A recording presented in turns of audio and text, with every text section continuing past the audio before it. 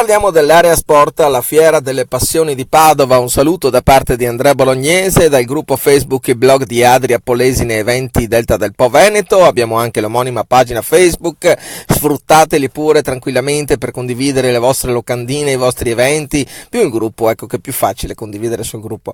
Ok, eventi, manifestazioni, quel che volete, notizie. Allora, il primo, l'1, 2 e 3 novembre alla Fiera di Padova, tutti in fiera, ci sarà la Fiera delle Passioni e noi salutiamo gli amici dell'Area Sport che tra venerdì e sabato domenica vi faranno saltare, vi faranno rilassare, vi faranno fare tanta ginnastica e sudare.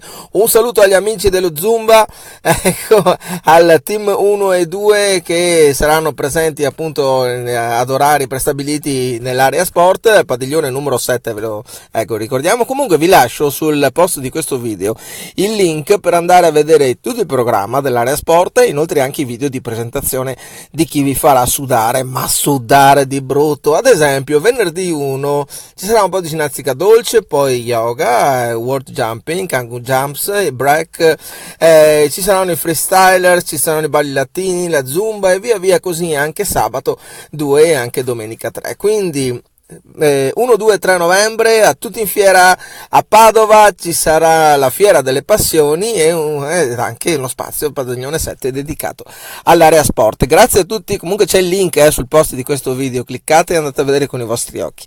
Ok, sì, il programma. Un saluto da parte di Andrea Bolognese, grazie per l'ascolto, vi ricordo come sempre, se volete usatelo il nostro gruppo Facebook e blog di Adria Polesine Eventi Veneto Delta del Po per condividere le vostre locandine, manifestazioni o anche solo per venire a curiosare. Abbiamo anche l'omonima pagina Facebook.